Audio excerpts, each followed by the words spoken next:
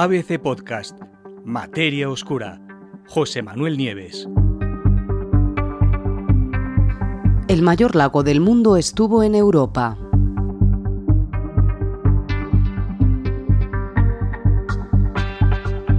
Hace alrededor de 12 millones de años, a principios de una época que se llama el Mioceno tardío, el continente europeo era muy distinto de lo que es hoy en día. Por ejemplo, en la parte sur, la masa de tierra de Anatolia-Balcanes se estaba rompiendo, dividiéndose, creando grandes lagos que más tarde, con el paso del tiempo, se unieron y se convirtieron en el mar Egeo.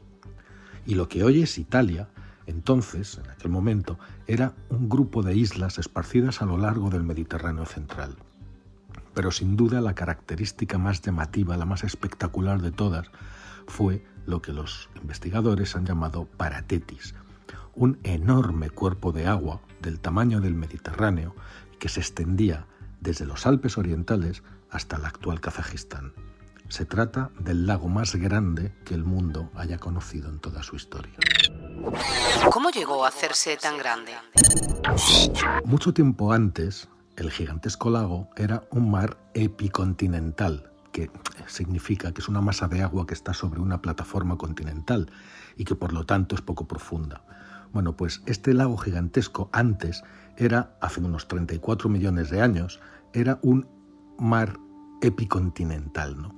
Y que se había formado a partir de los restos del antiguo océano de Tetis. Los movimientos de las placas tectónicas, sin embargo, con el tiempo fueron dejando encerrado a ese antiguo mar, que se fue rompiendo, fragmentando y llenándose de sedimentos.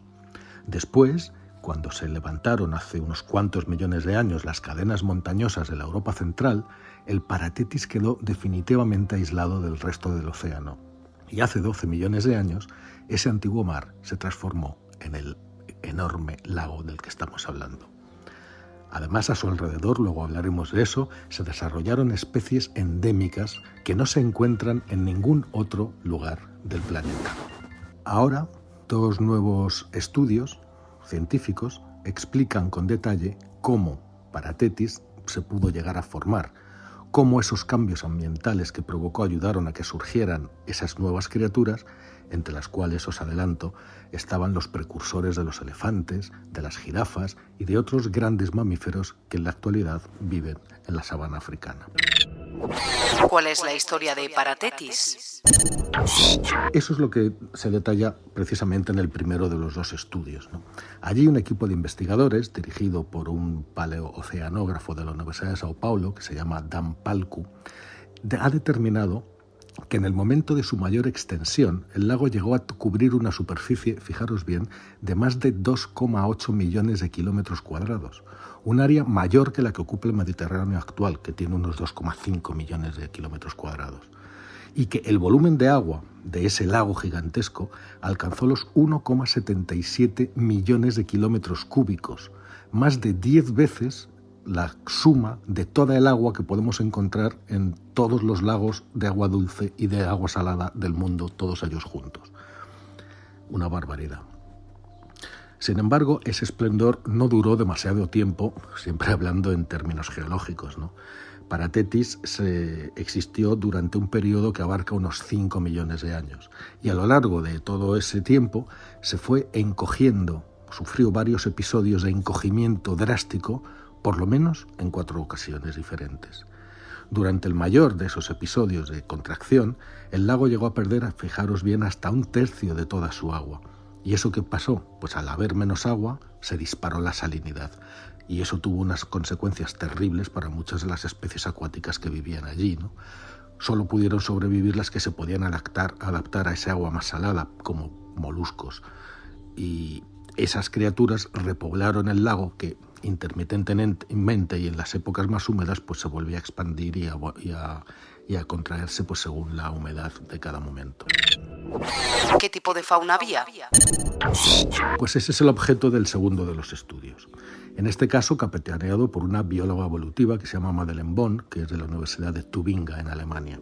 Bueno, pues en ese segundo estudio, los científicos explican cómo ese lago, el Paratetis, llegó a convertirse en el hogar de una amplia variedad de moluscos, de crustáceos y de mamíferos marinos que no es posible encontrar en ningún otro lugar de la Tierra. Todos ellos eran enanos.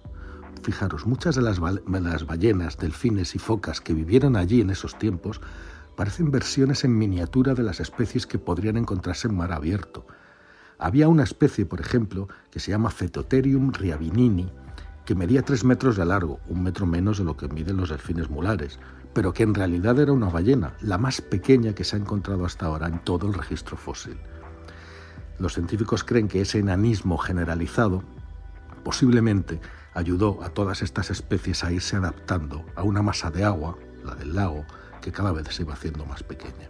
Además pasó otra cosa. Los cambios climáticos que fueron provocando la contracción del lago pues afectaron también a la evolución de las especies terrestres. ¿Qué pasó? Pues que a medida que el nivel del agua bajaba y que se quedaban tierras emergidas, esas nuevas zonas costeras se fueron convirtiendo en extensos pastizales. Y eso favoreció la evolución de los que fueron los progenitores de los elefantes y de las jirafas de hoy en día. Y no solo de ellos, sino también de nuestras ovejas y cabras actuales. ¿Y cómo llegaron esos animales a África? Los 4 periodos de sequía de los que os estoy hablando se produjeron entre hace 6,2 y 8,7 millones de años. Bueno, pues esos episodios probablemente empujaron a todas estas criaturas a ir emigrando hacia el suroeste y terminaron en África, donde siguieron evolucionando y allí dieron lugar a toda la variedad de especies que hoy pueblan la sabana africana. Al final, y en algún momento entre hace 6,7 y 6,9 millones de años, la erosión terminó por crear una salida para el agua en el borde suroeste del lago, y Paratetis dejó de existir. Esa salida, que según los investigadores hoy está bajo las aguas del mar Egeo, dio origen a un río que terminó desembocando en el Mediterráneo, con lo cual toda la cuenca, todo el lago se desecó. Sin embargo, los investigadores creen que mientras este gran y gigantesco lago, el mayor que ha existido, se desangraba, pues tuvo un último momento de gloria. Y ese momento de esplendor fue la impresionante cascada que sin duda el agua debió de formar mientras fluía hacia el mar.